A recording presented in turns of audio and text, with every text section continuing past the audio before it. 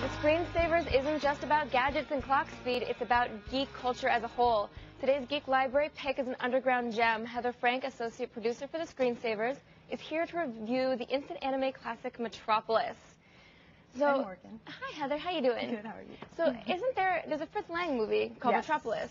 Actually, that's why I was very interested in doing this anime for the Geek Library. Yeah. Because I love Fritz Lang's And movies. it's based on the same... Yeah, it's pretty much, I mean, a lot of the same themes. It's basically, you know, the robots coexisting with humans in a huge metropolis. But is it the Basically same the plot same line story. at all? Oh, it's the same story, pretty It's much. not exactly, but pretty much, yeah. Okay, cool. And I know we have a little bit of a clip that we can take a look at. Yeah, actually, we have a little Metropolis. clip from 1927. Well, we just went a little bit ahead. Well, so let's take a look at this then. Tell me what we're seeing here. This is Tima. This is the robot that they make in the anime. Okay. She is adorable. She doesn't think she's a robot until later in the movie. Mm-hmm. And I noticed this is a common theme among like some anime movies. It's like that search for self, like, am I a robot? Like, what defines life and humanity? One of the ones I did, Ghost in the Shell, which I think is by the same person. There's some parallels with Ghost in the Shell, too. Yeah. But yeah, Tima, actually, she's just this innocent, naive little girl, and she's just angelic, and she doesn't even barely speak Japanese. She learns along the way, and then she learns finally in the end that she's a robot, and she's actually has enough power to rule the world. It's pretty spectacular. So is this movie more like a self-recognition story, or is it a story about technology and people, or? I think it's more like technology and people. And a little bit of both. I mean, you know, her coming to the realization that she is a robot and that she has all this power. It's just kind of strange because she's this innocent little girl, and once she sits in the throne at the end and like gains all that power, it's very powerful seeing her turn into a robot. We do have a clip, actually, the Tima clip. And it's very, it shows when she turns into a robot. Okay, cool. Let's take a look at it then. This is not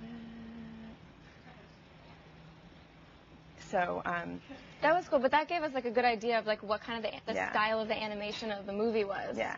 It looked like there's like very cartoony elements to it, because I know a lot of the other anime by this director is a lot more. I don't know the word for it, just like less cartoony. Yeah, actually it looks like a comic strip. It's kind of bizarre because most of the animations are very sexy. The buildings and the Metropolis, it's amazing.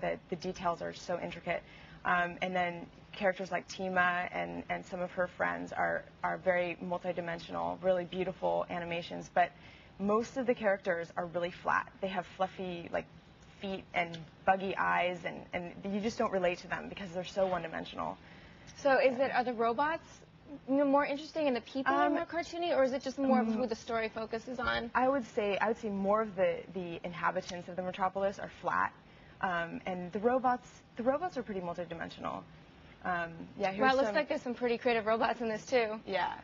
Yeah, these are some sketches from the DVD. And I love that about anime in general. It's like the robots are so creative, and like the integration of technology into the animation. Yeah, and you see them in the background, like cleaning the streets and walking up buildings and stuff. It's very cool. So it sounds like it has a lot of good detail and everything too. It does, definitely. So it's like the plot and the animation and the characters that really like draw you into this movie. Yeah. And is that why you'd recommend it to a bunch of other geeks out there? Yeah, definitely. I mean, there's tons of technology in it, and plus all the parallels with a lot of sci-fi favorites, like Blade Runner. There's a lot of parallels with that. Cool. You know, robots trying to fit in society. That theme, Fritz Lang's 1927. And I know anime is always a popular, geek pick. Yeah. I've always loved anime my whole life. It's the best. Actually, I haven't watched a lot of anime. This is one of the first. This is the beginning. I'm actually doing an anime Geek Library tomorrow. So stay tuned for that, yes. Ah, cool. Yeah.